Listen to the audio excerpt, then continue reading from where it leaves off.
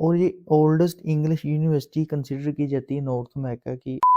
Student की जो education का सिस्टम है या टीचिंग क्वालिटी बहुत ही बेहतरीन और बहुत ही रीज़नेबल है।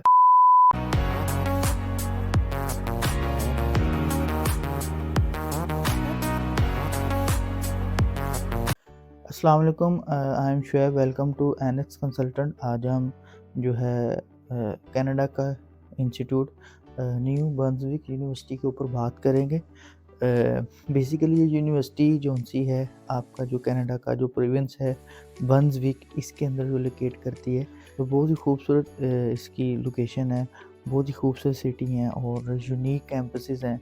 अगर आप देखें तो इनमें से सेंट जॉन एक कैंपस है और दूसरा है फ्रेडरिक्सन कैंपस है। ये दोनों कैंपस बहुत ही खूबसूरत हैं और ये ओल्डेस्ट इंग्लिश यूनिवर्सिटी कंसिडर की जाती है नॉर्थ अमेरिका की। और इसकी अगर हिस्ट्री देखें तो 230 प्लस ईयर की इसकी इस यूनिवर्सिटी की हिस्ट्री है। 1785 में जो से इस यूनिवर्सिटी की जो है जो बुनियाद रखी गई और ये बहुत ही बेस्ट यूनिवर्सिटी है।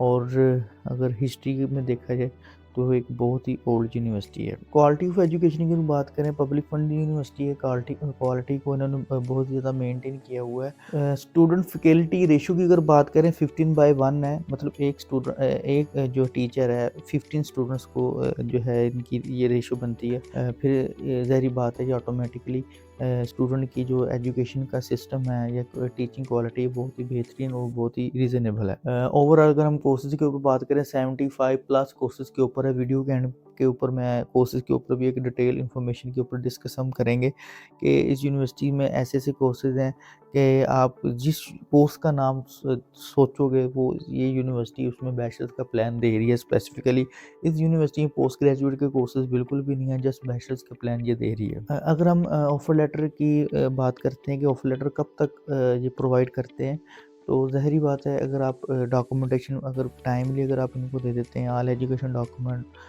Reference letter with English language test, तो ये ऑलमोस्ट आपको 2 मंथ के अंदर आपको ऑफ़र लेटर जो है आपको प्रोवाइड हो जाता है और ये इतना डिले नहीं करते। अगर हम यूनिवर्सिटी की रिक्वायरमेंट्स के ऊपर बात करते हैं, अगर किसी स्टूडेंट ने इस यूनिवर्सिटी में अगर एडमिशन लेना है तो जस्ट आपको इंटरमीडिएट रिक्वायर्ड है पाकिस्तान से और उसमें 60% मार्क्स रिक्वायर्ड है। कुछ कोर्सेज ऐसे में ही हैं अगर आपने मिनिमम 40% मार्क्स लिए हुए हैं तो आपका एडमिशन यहाँ पे पॉसिबल है। फर्दर बहुत सारे कोर्सेज ऐसे हैं जिसमें आपको मैथमेटिक्स का कोर्स और इंग्लिश का सब्जेक्ट लेना रखना लाजमी होता है और उसमें जो है 60% मार्क्स बाय सब्जेक्ट लेना ज़रूरी है।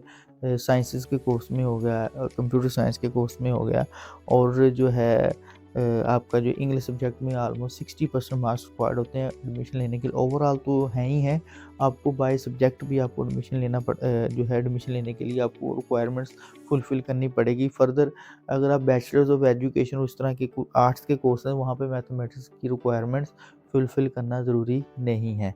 अगर आपने ओए लेवल्स किया हुआ है, ओ लेवल्स के साथ-साथ अगर आपने एएस लेवल के जस्ट 3 पेपर अगर आपने क्लियर किए हैं, वो भी जो है डी ग्रेड के साथ 3 ग्रेड हो या डी ग्रेड हो, तो उसके ऊपर भी आपका यहाँ पे डायरेक्ट बैचलर्स में न्यू ब्रंसविक यूनिवर्सिटी आपको एडमिशन दे सकती है। 4 ईयर का बैचलर्स होगा और अगर स्पेसिफिकली अगर एप्लीकेशन फ़ीस की अगर बात करें $125 डॉलर इसकी एप्लीकेशन फ़ीस है और 1 ईयर की ट्यूशन फ़ीस जो बात करें अराउंड अबाउट $20,000 कैनेडियन डॉलर आपको ट्यूशन फ़ीस बहुत रीज़नेबल है। यूनिवर्सिटीज़ के साथ अगर कंपेयर किया जाए तो बहुत ही रीज़नेबल यूनिवर्सिटीज़ है।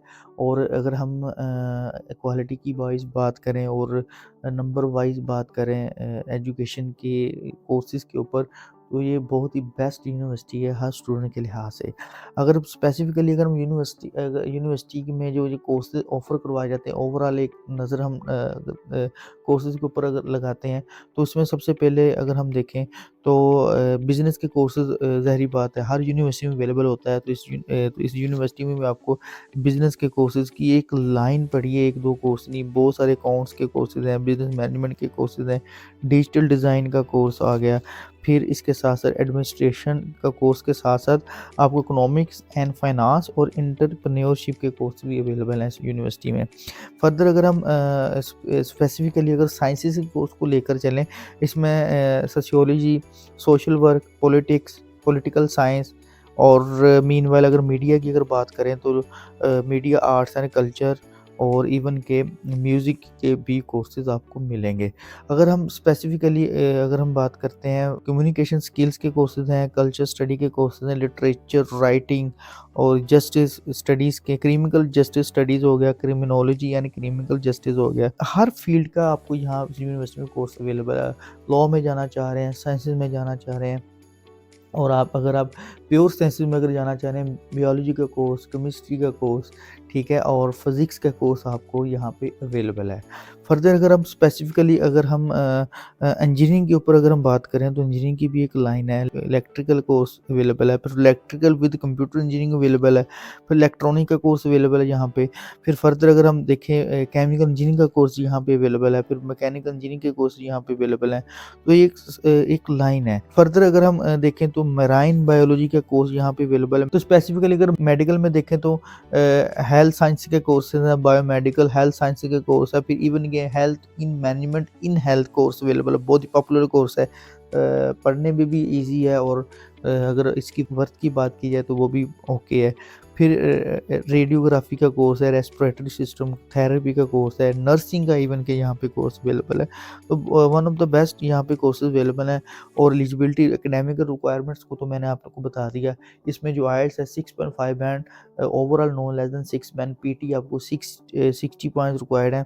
अगर आप हेल्थ के कोर्सेज में जाते हैं तो आईएलटीएस 7 बैंड होगा और पीटी आपका ऑलमोस्ट 66 इन ईच मॉड्यूल आपको रिक्वायर्ड है इस यूनिवर्सिटी में एडमिशन लेने के लिए। ये थी आज की वीडियो न्यूबर्ग यूनिवर्सिटी। इसी ऐसे ही मैं आपको डिफरेंट यूनिवर्सिटी के साथ with passage of time one by one आपकी खिदमत में यूनिवर्सिटीज़ को लाता रहूँगा। दोबारा फिर एक न्यू वीडियो के साथ, न्यू टॉपिक के साथ आपकी खिदमत में हाज़िर होऊँगा। इंशाल्लाह दुआ में याद रखिएगा। अल्लाह हाफ़िज़।